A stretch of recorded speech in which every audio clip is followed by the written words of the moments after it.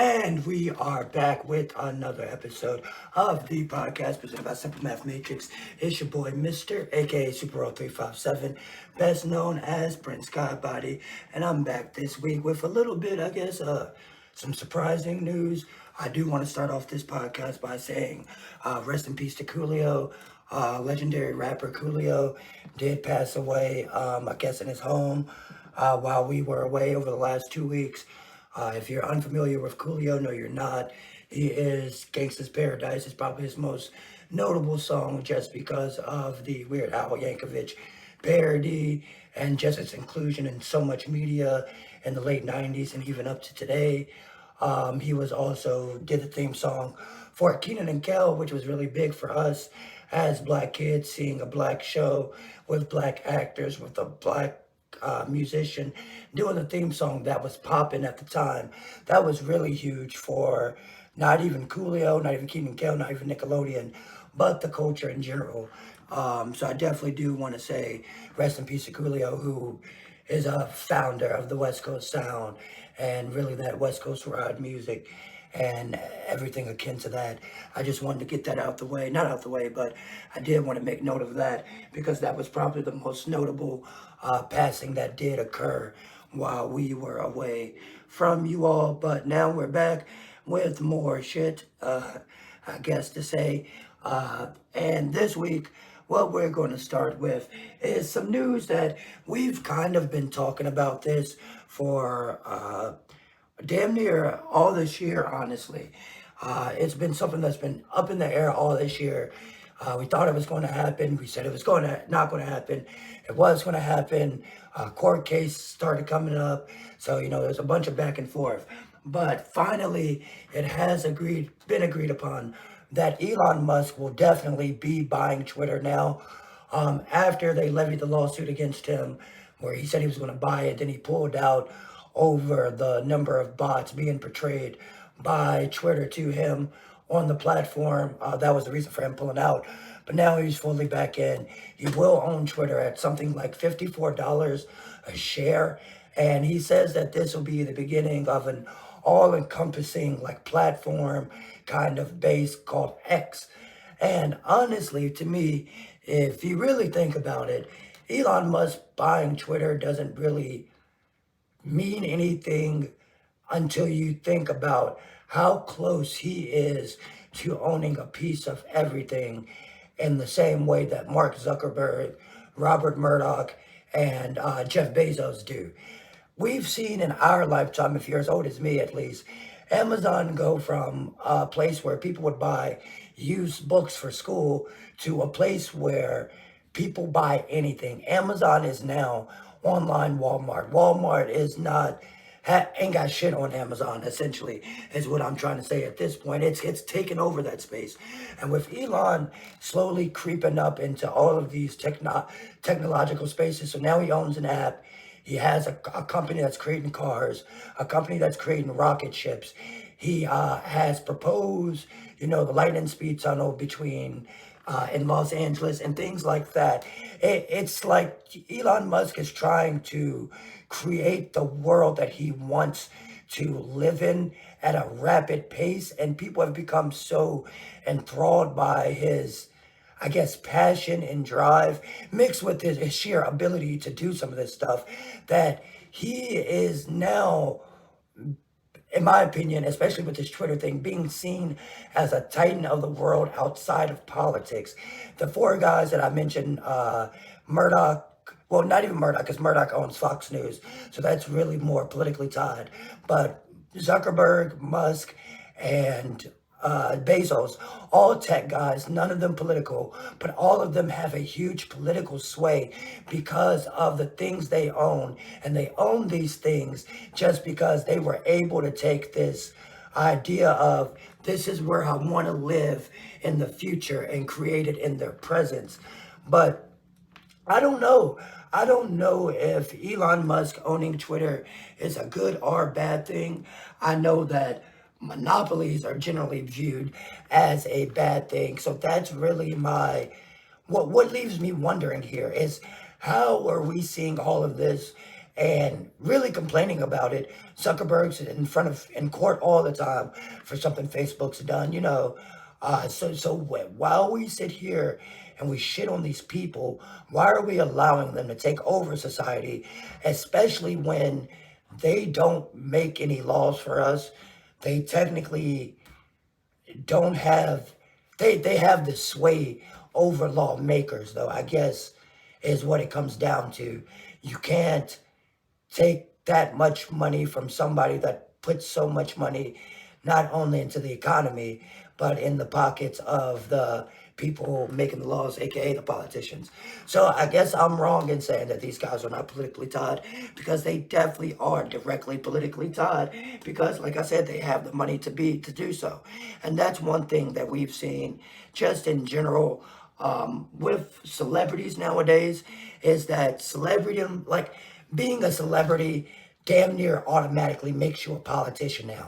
Donald Trump winning the presidency really cemented that. If you're a celebrity, you can become a politician easily. You have the money and you have the influence. And that's all you need, honestly. And we got, sorry, we have one guy who ran for president last election that is thinking about doing it again, but also has been using these social media platforms, these lanes that these politically aligned tech guys created to kind of shout his words out. And that guy, we all know, is Kanye West. And I'm not really here to talk about everything that Kanye has been doing, because for me to get up here and just shit on Kanye West for wearing the White Lives Matter shirt, it would be redundant. We know that's absolute stupidity. We know that that's complete fucking nonsense. We know he's begging for attention with Candace Owens, for attention he doesn't deserve, and I just refuse to give him for that. My whole thing about this new string of yay social media tirades is that he's finally been shut down. He's been suspended from Twitter and the Meta platforms, which are Facebook and Instagram, for anti-Semitic comments. And that was after he said that on Twitter, he said he would go on DEFCON 3 on the Jews. And then on Instagram, he was calling out Jewish people that were involved in companies that he was currently having a dispute with. Which is, you know, you should never lead any type, even if you have a personal hatred towards someone, you should never direct that towards, that should never be directed towards a part of their identity, especially something they can't control. It's completely ridiculous to try and slight the Jewish people because they're Jewish. That's ridiculous. That's like slighting black people because they're black, which Kanye was doing this entire time. And that's the point I'm getting at. I understand muting him for being anti-Semitic, but why weren't you muting the same man that was wearing White Lives Matter t-shirts, that if a white man do it, he would automatically be labeled racist, as he should, because that's being contradictory for no reason, a contrarian for no reason. So we know that that's racist. We know that saying slavery is a choice. It's not inherently calling somebody the N-word, but that's a downplaying racist statement. Why is it that Kanye was allowed to spew all this anti-black rhetoric, even anti-white rhetoric, if you want to go that far, on these platforms, and then as soon as it comes to the anti-Semitism, he's immediately shut down?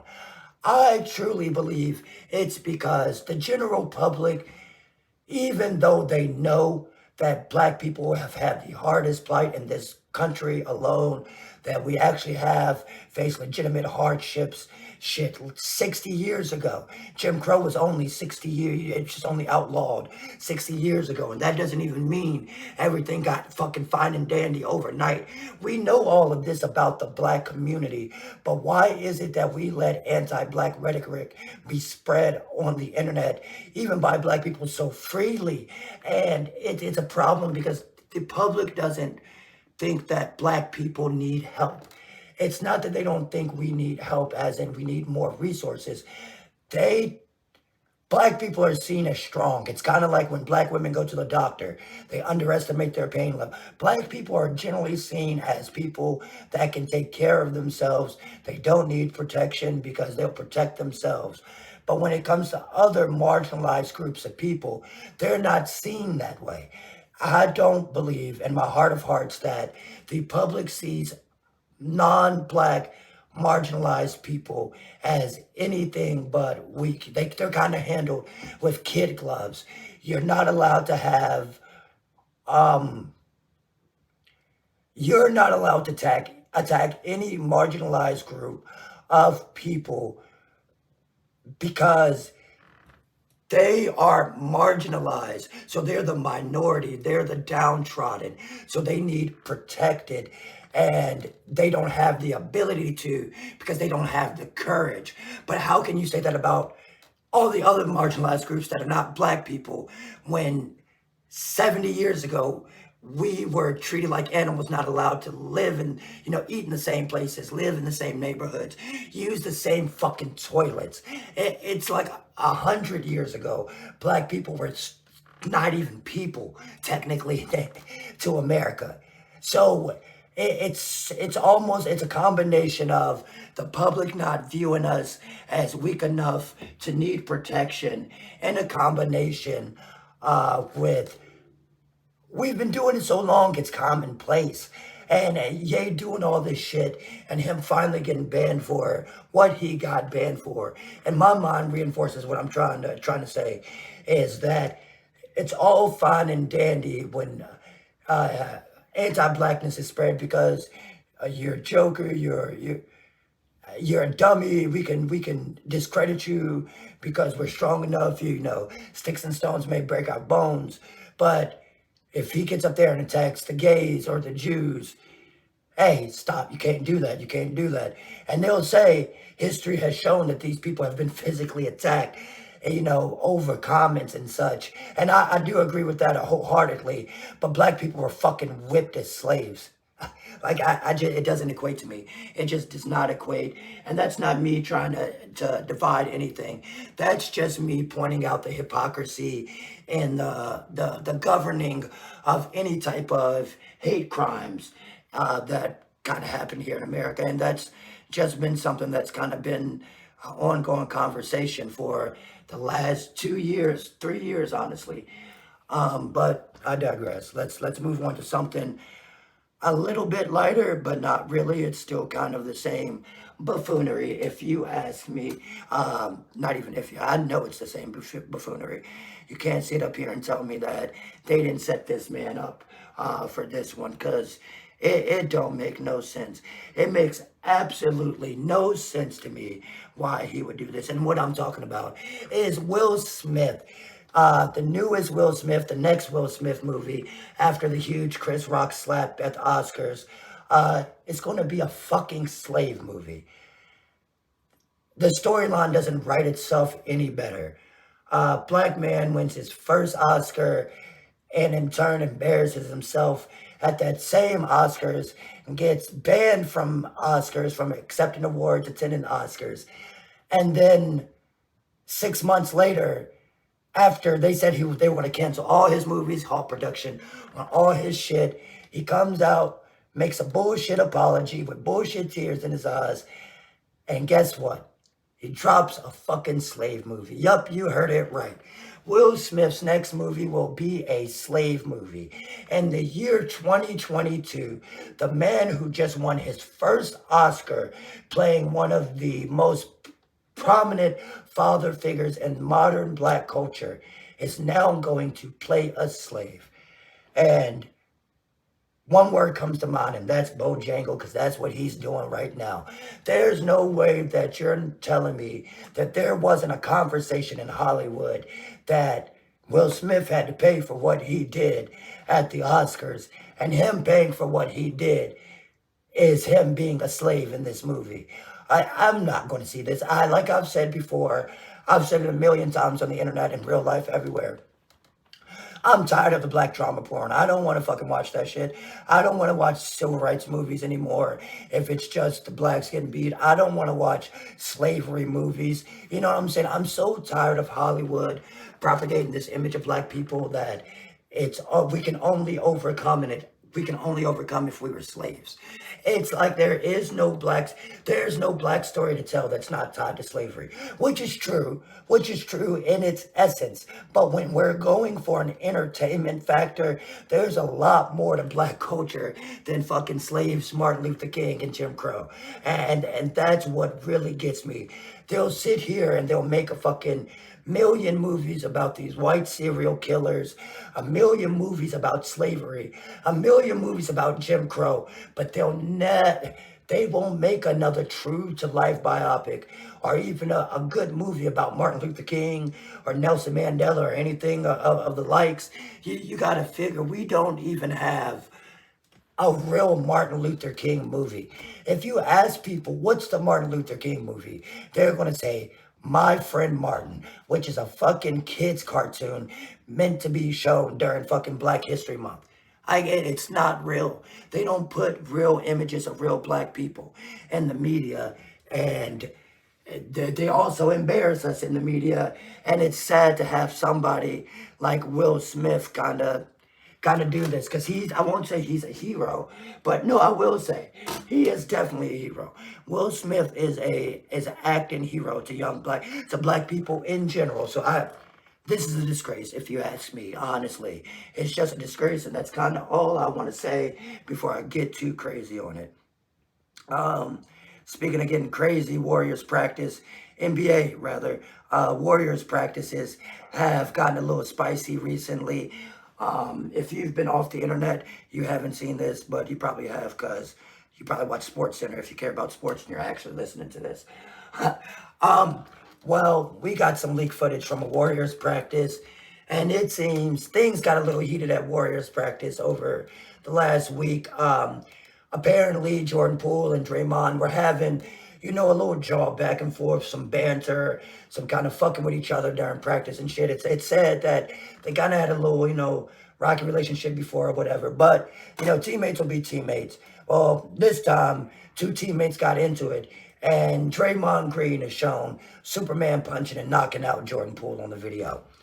Jordan Poole, doesn't really respond. Draymond does. He says sorry to Jordan Poole, sorry to his family, decides to step away from the team for a few days. And that time, Jordan Poole responds by going crazy in the preseason and in the last game they played. And a lot of people thought, or we all thought when it first came out, just the news that it happened, oh, it's going to be Poole or Draymond. We saw the video, and we definitely knew that both of them guys weren't going to stay on the same team. But honestly, looking at it now, unless Jordan Poole was putting in his application with that preseason game, I think these guys hash it out. Even though I don't think I could hash out somebody knocking me out cold in the middle of practice, especially when he knocked Michael Jordan or some shit like that. I guess it's a good thing Steve Kerr was there. But shit, if they hash it out, they got another championship on the way. Ain't no way you're telling me a team that just won a championship, that they knocking each other out, that they not finna win another championship right before they go in the season. Shit, I mean, this is actually a pretty good fucking, it's a good sign for a good championship. Because then Golden Tate got folded up right before Super Bowl, if I'm not mistaken, or the other way around. So yeah, maybe this is a good sports omen. But either way, I hope that the Warriors don't win the NBA championship. I'm a Sixers fan. I'm not going to be rooting for them.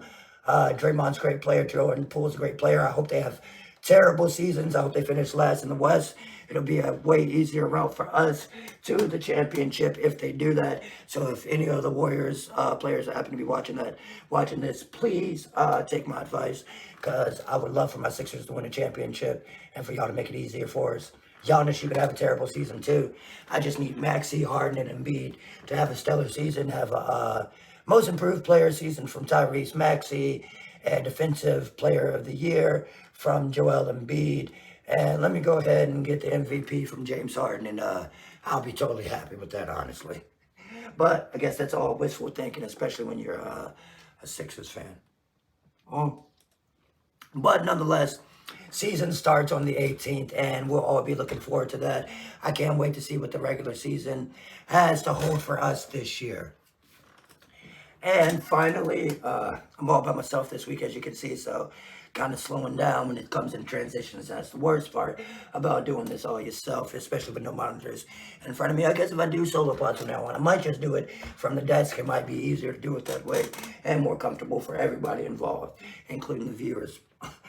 But one thing I do want to get in before I get out is the music that's been dropping. We've been gone for 2 weeks, and a lot has come out in the last 2 weeks. The end of September and the beginning of October has been an incredible time frame for underground rap music, and it will continue to be. We'll get more slated through the end of the month. We've got Michelle Records, we've got Liz 2, we've got the Droog album coming out. We've got a lot of shit coming. But what I want to highlight today is the fucking run Bodie James has been on. Bodie James released Killing Nothing at the top of the year. And immediately, it was the only competition that Pusha T had in my mind. After a while, it became my favorite album of the year. It went way past It's Almost Dry, just off of pure. Bodie has this sense about him that he's too, I don't even, it's not a sense about him that he's too cool, because that's a bad way to put it. But the way that, I'm trying to formulate this. It's hard to do it by myself because usually I have somebody break it up for me. But the best way, I'm gonna get it. I'm gonna get it. Bodie James, the way that Bodie James raps, especially this last like year and a half, has been almost too cool. And I think that's why he hasn't gotten the shine he deserves. Like I said, at the end of this month or end of last month and this month, we're getting crazy underground releases. But Bodie James has dropped his second project of the year with Nicholas Craven, with Fair Exchange, No Robbery, and Bodie is the best rapper this year. Like I was saying before, Bodie with Killing Nothing had surpassed It's Almost Dry and Push and everything he had done, as amazing as that album was at the beginning of the year. And we knew we were going to get this project, but when it dropped, to have 10 perfect rap tracks is mind-blowing from a guy like Bodie, who has to be mixed perfectly because he's not yelling in the mic. He's just telling you this story, and he's laying these bars out so plainly, but yet so intricately.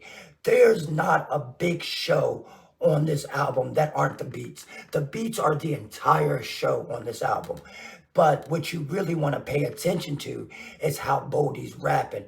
Bodie is hitting the pocket on these loops and on these beats in a way that you'll be sitting there riding, and then you'll be like, hey, yo, what the fuck did he say? And you'll run it back a good 45 seconds and realize that Bodie hasn't ramped up the volume of his voice, but when he hits that pocket where he picks up a little bit of speed, and then he starts to get like more intricate with the metaphors, and starts throwing them in more subtly without, yeah, that shit gets so damn, it's so crafted. I gotta say that the way Bodie James has moved this year has to make him rapper of the year, because he hasn't come out with, I'll say, the radio songs or even songs, but as far as pure bars and lyricism, other than Mug, God, Fahim, and Droog, Bodie is one of the only people rapping out right now. Like, honestly rapping. And I gotta say, he's picked the amazing production, because every beat on that Real Bad Man project is crazy, because that was the complaint about Bodie for a minute, was the beat selection mixed with him rapping. But now he's with Nick Craven supplying him these 10 beats. This is one of those perfect pockets for Bodie. If you want to see a perfect like producer rapper combo, look to this album. This is one of those things that they say they did just spontaneously, and you can almost see that it's spontaneous just from the way that the album is sequenced. but it's so like it sounds so good even on a meticulous level. You would have thought they spent months and months on this, especially with it being 10 perfect tracks as opposed to 8 good ones or 8 perfect ones and 2 good ones, or 6 perfect ones, 2 good ones, and one eye. You know what I'm saying? This was Bodie James is the best rapper of the year, and I would not have said that, I don't think, last year. I really loved Bodie last year, but this year I feel like he cemented himself as a top 5 in the underground, without a doubt. And that's pretty much all I got to say. And that's it for me this week. Check us out on all social media platforms at Simple Math Matrix. That's Simple Math, Matrix, on all platforms except for Twitter, where it's Simple Math Matrix. At Simple Math MTRX. And it's your boy Mr. aka Super All 3.